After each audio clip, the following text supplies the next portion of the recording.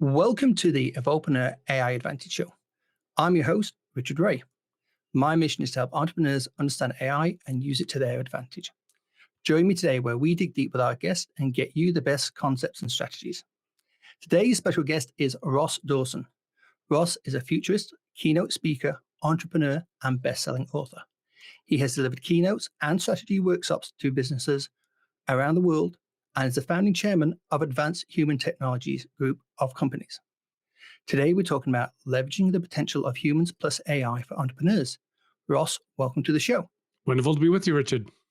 Really good to have you here. Now, Ross, I really just scratched the surface of what you do. And I know we don't have a huge amount of time on this podcast, but can you just give us a little bit of a flavor? Because you're all over the world, you're doing amazing things.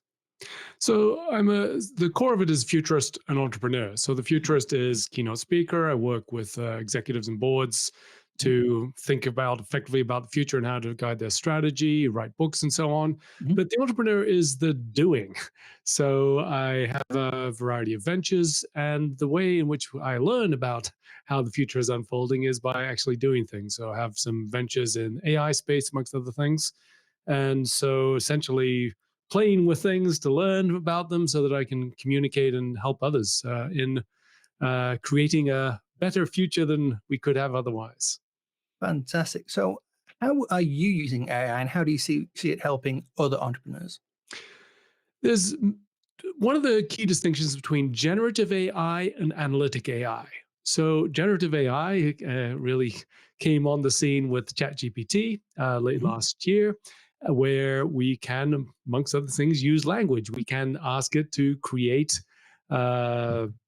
text. We can say, write a blog post. We can use images to be able to create pictures. We can create videos. So this is a quite distinct from more traditional AI. And this is somewhere where we can actually interact with it. We can say, what do you think of this idea? Do you have any other perspectives? Can you flesh out a marketing plan? These are things which are all intensely useful and very accessible to anybody. Analytic AI is really about taking massive pools and data to be able to predict, to be able to provide recommendations, to be able to make decisions within specific domains. So this is harder to set up and is really more often requires larger organizations or broader capabilities, but there's increasingly ways in which software is embedding these types of capabilities to be able to create things. So right now, for most entrepreneurs or those who are at the smaller businesses, the generative AI is creating an extraordinary opportunity to be able to assist them in whatever their tasks are, to be able to say, this is what I do in my business, to identify ways in which AI can accelerate that, to improve the quality, to make it faster, better, or cheaper. And this is then requires the intent of the entrepreneur understanding what it is they want and identifying how it is and pulling that into their workflow to amplify their organization. That's really interesting. So how are you seeing, have you got some good examples of where have you seen, say, a solo entrepreneur or somebody with a small team around them actually really change the state of their business by using AI? So the most obvious application is in creating content. And I think there's, we can say there's internal content and external content. So external content in terms of creating blog posts or content for social media, and many organizations are using that. So one colleague I know is essentially they're driving part of an organization to drive quality content at scale across a wide variety of platforms. So this requires not just using the tools, but also building the workflows, because humans need to be involved in this process all the time. These AI are fallible in many ways. They say things that are wrong. They say things which are not well put. They hallucinate. Yes, that's right. They make up things. So you do need to check what they're doing. So we have to put humans in the process. And part of that is simply just checking things. Part of it is being able to say, one of the wonderful ways to use generative AI is to say, okay, I'm looking for some ideas here. Give me 5 of those. And then you can select. So, well, of all those 5 ideas, or this is the best one, or this is the best title, for example, if you're sharing some content. So these are ways in which we need to learn to use the AI, not just something which we delegate to, where it becomes part of the workflow, where a human does a task, and they sort Hmm. of frame, all right, this is what I need to help the AI with, get the AI to help me with. AI then helps them. Then the human then can check or verify or adapt or improve or select or whatever it may be, and then moving on things. So in this case of the this organization, they have built this workflow. So it's not just saying, okay, well, if you've got AI, this is wonderful. It doesn't happen automatically. You can't expect it to do what it is just off the bat. You Hmm. need to be understand its fallibilities and understand what is the workflow which you can include it in, which will create your outcomes quicker and faster and more effectively. What sort of traps have you seen people falling into? I mean, common mistakes that people are making with AI right now. So in terms of just general, and use of generative AI, probably the single biggest mistake is people just try one thing and either accept it or say that's not good enough. Mhm. So many people have played with, Chat GPT or some of the many other tools out here, and they say, "All right, I've got a problem. I want to get Chat GPT to help me with it." And the answer they get back is not very useful. They say, "Oh, all right, I'll go and forget about this." Whereas this is something where you always need to keep refining and learning. So first of all, you need to learn by doing. So it's one of those, that we have a growth mindset in education and in life Mhm. generally, which is this idea of, the difference between saying, oh, well, the results I get now will be the results I get forever, or I can improve at this. And that's the way in which we need to work with AI effectively. This is about humans plus AI and how they can work effectively together. So the single biggest mistake is stopping and expecting the first thing you to get is what you're going to get over time. Whereas you can keep on trying, refining, asking for better, asking for different, taking different approaches, learning from other people around different techniques and so on. So this is a skill to develop, and it's one which I think many people stop too quickly and don't keep on working with what these machines can create in order to get the best results. So it sounds like you're seeing people generally embracing but trying to do things. Have you ever seen anybody really kind of pushing back and not grasping what the potential of AI is? Oh, massively. There's lots of people who on various fronts, as I said, either they sort of try it, they say, oh, this is dumb or this Mhm. isn't very good. They leave that. There's others who uh, don't see all of the places that this could create value in their organization, and that's Mhm. fine. But all you need is one starting point. And once you found one starting point, you can start to see some of the other ways. So there's people who just don't see the potential value of that, others who aren't prepared to spend the time, and others who are concerned about, well, there's many other, I suppose, aspects of people pushing back, but one is they feel that this is ethically wrong. As in, for example, it's been trained on a lot of intellectual property who don't want to deal with these tech giants who Mhm. are creating these types of tools. And so there's a various kinds of sentiment, as well as just not being able to see the value in various guises, which mean that many people are not on board yet, or simply just haven't tried enough to be able to apply it to their business. I'm interested in your reference to the ethical side of it. Tell me, what's your view on the ethics of using AI? Because yes, it is mining from lots of different places, and there's potential for replication, and you really do have to impose your authentic self on top of the results that come out of AI. And when you put the content out, as you say, tweak it to make sure that it's got your voice to it.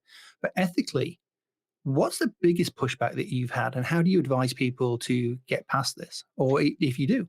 Well, there are many ethical issues, and so I think one of the most important ones is bias. The Hmm. reality is these machines have been trained on all of human data up to now, Hmm. and human society has had a lot of bias in it up to now. So you've got to expect that these machines are going to effectively have bias to them. So we need to start by this. One of the ways in which we need to assess all of these, all of the outputs, is saying, is this fair? Is this reasonable? Is this, not Hmm. favoring, white males over other people in its responses. I think that's one layer.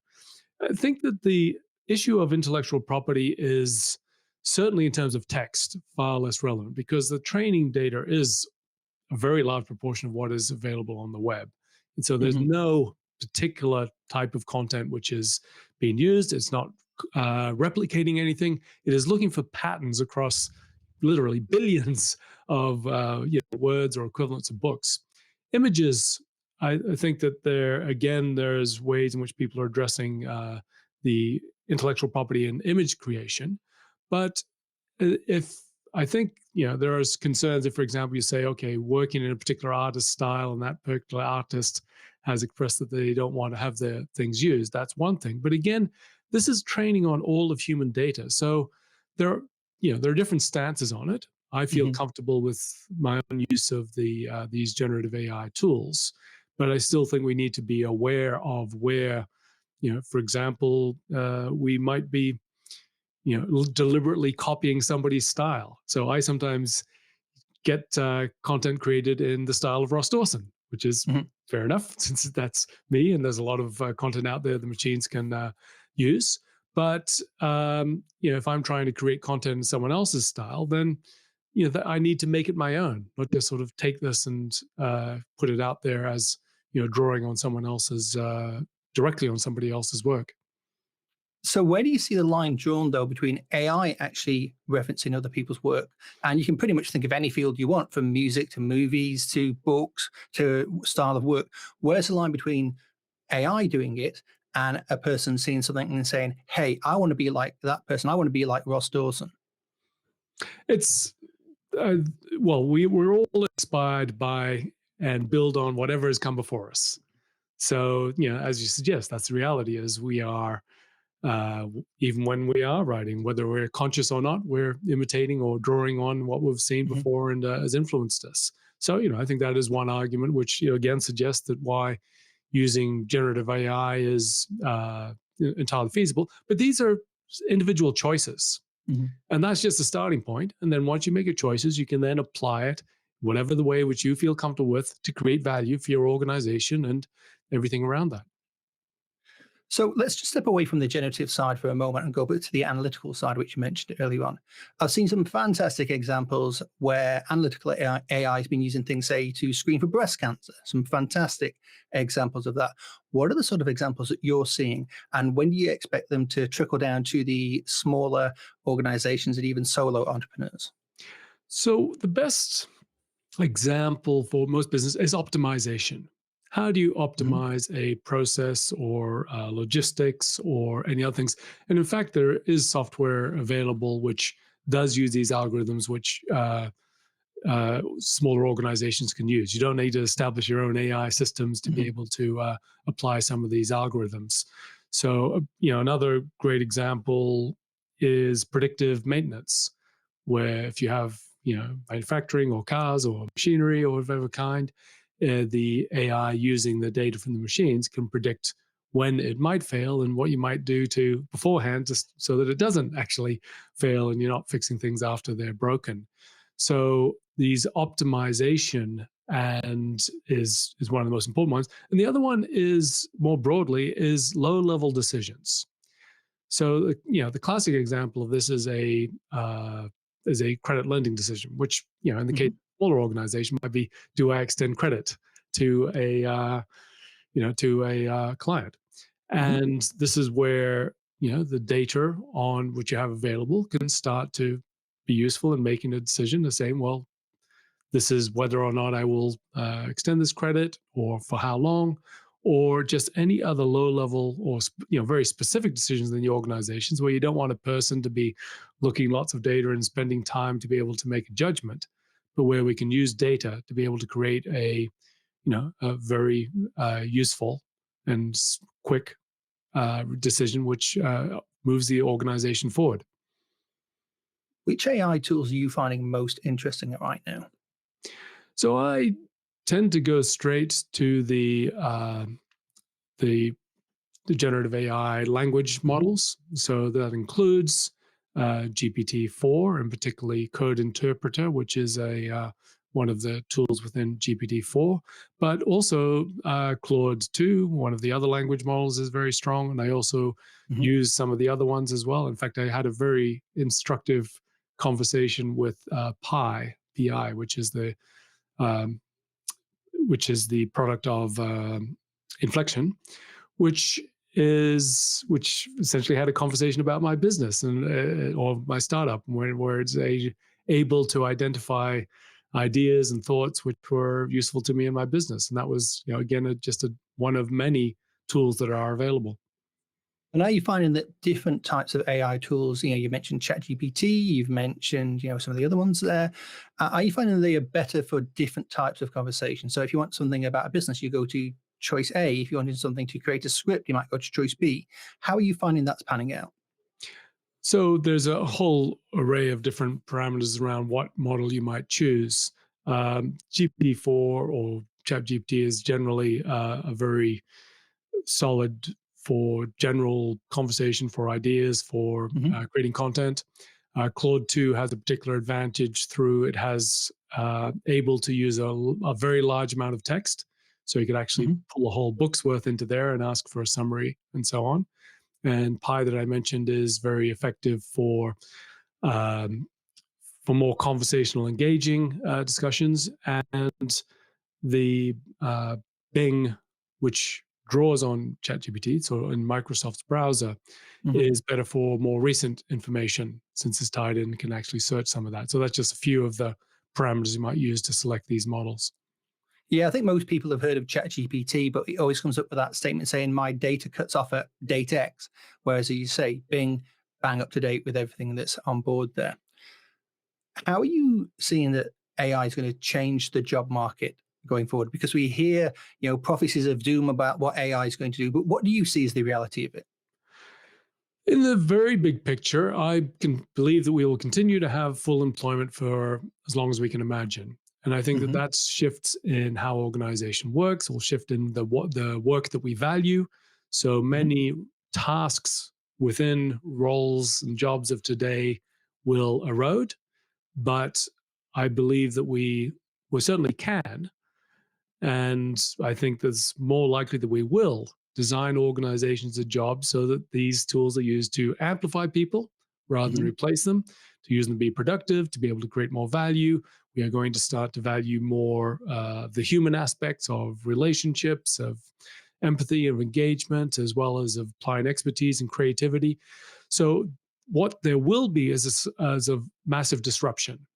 So there are many roles which will be disappearing or changing or evolving, whereas new ones emerge or change over time. So we are going to need strong education. We are going to need organizations responding well to this. But I think that I'm positive that we will continue to have a very rapidly evolving workplace, which will still see almost all people having productive roles in society. Do you see that then, and this is partly an ethical question, do you see it will lead to a better work-life balance, or will it be a case of some managers may just use it to their advantage and say, no, you must do way more now for the same amount of hours? I don't know if that's AI as particular is driving these dynamics. I think we have, essentially ask more from people, do more with less has been the mantra for quite a while. Hmm. Yeah, generally, I think that will continue to a point, but there is pushback where we do need talented people Hmm. to in this work. There's things which are more complex. We need people who can bring all of themselves to their roles. And so organizations that do not respect the people working for them, and the reality is that they do want things other than work in their lives, are not going to attract the most talented people. So we will see abuse generally, as we always have. But I think that the need to attract the most talented will drive um, essentially respect for workers and the way in which work is designed by certainly those organizations that are most successful. So people aren't going to change just because AI is there. Well, we are in a way that's a big question, and it is a really interesting one. And I think that we are in a way changing, partly because this is the first time ever we have something to understand ourselves relative to. So now we can compare ourselves. Oh, well, AI can do this and I can do better, or in some things it can do better than me. Hmm. And so in a way we are defining, understanding who we are as humans. in a more refined way than we did before. So I think it does change our sense of what it is to be alive and to be human. Uh, I don't think I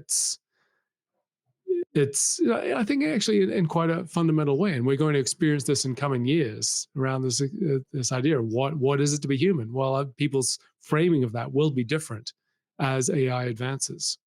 It almost sounds there like we are in a competition with a different species. Well, 2 points are there. One is, yes, I say that, one of the many ways A's in AI which we can use is alien intelligence, because its intelligence is different from us.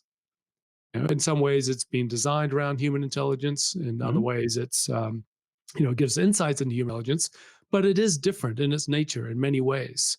So I think it's useful to think of it. It's not like us. It is not human intelligence. It is alien. It is different. So I think it is different, but I don't think we are in competition. This goes to the whole theme of my work around humans plus AI, which is all based on this idea of what is it that humans and AI can do together. And if we focus on that, then, and not even have that competitive frame, we will be able to create extraordinary things. So I don't think this is a fact of competition. Yeah, sure. No, nobody can beat the best chess AI player. We still play lots of chess and we still really enjoy it. And so, were we competing against computers? No. In fact, computers are helping us to be better chess players, is just to take one example. So I think, we shouldn't even be framing any form of competition. They're saying we have these extraordinary tools. How can we best use them? What can humans plus AI do to create a better life, society, business, whatever we want to achieve? That sounds like great advice. I always ask my guests, what's that one piece of advice that any of our listeners, if they only take one thing from today, that they should take away from this conversation? It is about building workflows in your organizations which use humans for what they are best at, and AI was what they are best at. So this whole frame of humans plus AI is around not just allocating tasks, it's around a workflow. What is it you want to achieve? What is the workflow? And what can humans and AI respectively do to be able to achieve that? And that's going to support the best performing organizations of tomorrow. Fantastic advice. Ross, where can people find you and what new projects have you got that you want people to look out for? RossDawson.com is the center for my speaking work. The central website for most of the rest of my work is amplifyingcognition.com, which points to quite a few of my projects. But probably the one which is of most interest to your listeners is humansplus.ai, which is a community for people who are learning about humans and AI and how they can best create value together. Fantastic. Well, Ross, thank you for a very stimulating conversation. Been wonderful to talk with you, Richard. Well, that's a wrap on another awesome guest episode for the Evolvepreneur AI Advantage Show. Just before you go, if you like this episode, we would be very grateful for a 5-star review. Please also consider recommending this show to a friend or two. Make sure you subscribe for future episodes at aiadvantage.show right now. Until next time, I'm Richard Wray, and if you're an entrepreneur, get the AI advantage today.